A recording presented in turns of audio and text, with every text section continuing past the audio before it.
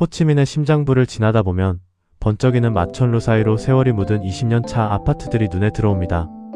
한때 이 도시의 부를 상징하던 왕년의 대장주를 보노라면 2TM 신축이 평방미터당 1000만원을 우습게 넘기는 요즘, 이 아파트들은 금싸라기 땅에 저렴하게 진입하는 마지막 기회처럼 보입니다. 부동산 에이전트들은 자신있게 말합니다. 재건축되면 무조건 새 아파트 받고 돈 버는 구조라고요. 한국에서 재건축 호재로 집값이 몇 배씩 뛰는 걸 봐온 우리에게 이보다 달콤한 유혹은 없죠. 하지만 오늘은 이 장담의 실체를 호치민 실제 사례와 법규를 통해 낱낱이 파헤쳐 보겠습니다. 에이전트들이 보상된다고 큰소리치는 것, 반은 맞고 반은 틀린 말입니다. 규정상 신축을 2배 면적까지 보상받을 수 있다고 말하죠. 하지만 자세히 살펴보아야 할 점이 있습니다. 1층 소유주는 최대 2배까지 받을 수 있습니다. 다만 베트남 도심 1층은 주로 상가라고 봐야 합니다. 그런데 우리 같은 한국인이 매수하는 아파트는 거의 모두 2층 이상입니다. 외국인은 1층 상가 매수 자체가 사실상 불가능에 가깝거든요. 결국 한국인 투자자가 받을 수 있는 최대 보상은 1배 반이 한계입니다. 에이전트들이 말하는 2배 보상은 한국인과는 상관없는 1층 주인들만의 이야기입니다. 더 중요한 점은 이 1배 반조차 자동으로 포장되지 않는다는 겁니다. 법령은 시행사가 손해보지 않는 범위 안에서만 이 보상을 줄 수 있다고 명시하고 있습니다. 1군이나 3군처럼 땅값이 천문학적인 곳은 1.5배만 줘도 시행사 적자가 나서 사업 자체가 시작도 못하는 구조입니다. 보상보다 더 큰 관문은 동의입니다. 여기서 결정적인 함정이 나옵니다. 2024년 개정된 법령에 따르면 붕괴 위험이 있는 D등급 위험 아파트는 거주민 70%가 회의에 참석하고 그중 75%가 동의하면 사업이 가능해졌습니다. 기존 만장일치 동의에 비하면 파격적으로 낮아진 것이긴 합니다. 그런데 여러분이 보고 계신 20년 차 아파트들은 대부분 위험 등급이 아닙니다. 외관도 멀쩡하고 살기에 아무 문제 없죠. 이런 일반 노후 아파트는 여전히 거주민의 100% 동의가 필요합니다. 단 한 명이라도 반대하면 사업은 그날로 끝나는 게임입니다. 1군이나 3군의 금싸라기 아파트에 사는 거주민 100명의 마음을 하나로 모으는 게 가능할까요? 특히 1층 상가 소유주들은 시행사가 2배 보상을 다 채워주지 않으면 절대 못 나간다고 버팁니다. 이들에게 이주는 곧 폐업이고 공사기간 단골을 다 잃는 재앙이니까요. 시행사가 이 요구를 다 들어주면 척자가 나니 협상은 평행선을 달립니다.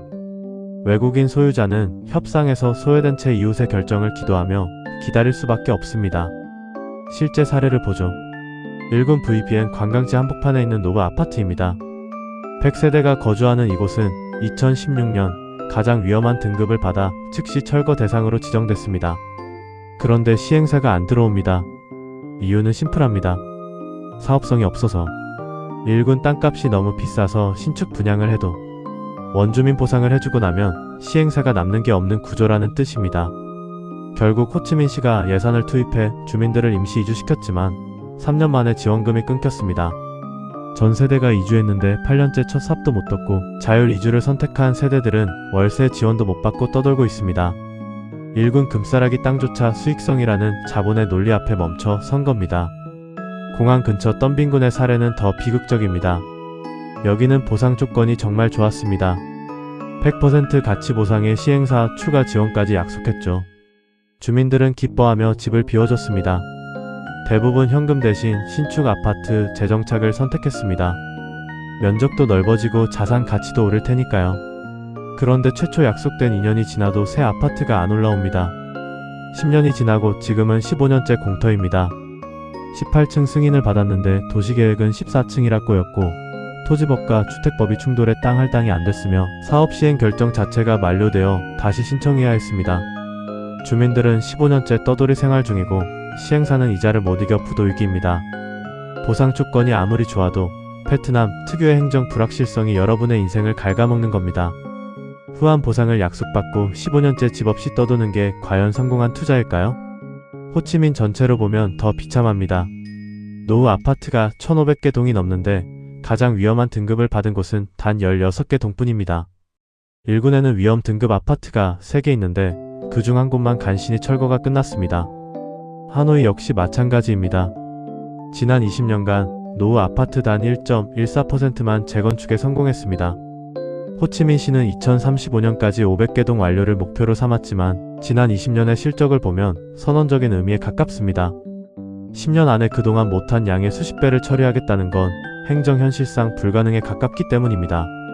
정리하면 에이전트의 보상 문제 없다는 장담이 새빨간 거짓말은 아닙니다. 법적으로 보상은 정해져 있고 덤빈 사례처럼 후한 조건을 약속받는 경우도 분명 있습니다. 문제는 그 보상을 실제로 받기까지 10년이 걸릴지 20년이 걸릴지 아무도 모른다는 겁니다. 그 사이 시행사는 망하고 원주민은 떠돌며 여러분의 아파트는 속절없이 낡아갑니다. 무엇보다 위험 등급이 아닌 단순 노후 아파트의 재건축에서 회의는 베트남어로 현지인 유지들의 주도로 진행됩니다. 외국인 투자자의 목소리는 그 치열한 보상금 싸움에서 뒷전으로 밀리기 일쑤입니다. 통역사도 없는 행정회의에서 베트남인 이웃들이 보상안에 도장을 찍을 때 여러분은 그저 결정된 통보를 기다리는 관찰자가 될 가능성이 높습니다. 한국식 재건축 대박 신화는 베트남의 복잡한 행정 현실과 보상 체계 앞에서 무력합니다. 에이전트의 자신감에 취하지 말고 일군 VPN에 멈춰버린 시계와 덤빈에 무너진 약속을 냉정하게 바라보십시오. 그것이 여러분의 소중한 자산을 지키는 유일한 방법입니다. 구독과 좋아요 부탁드립니다. 감사합니다.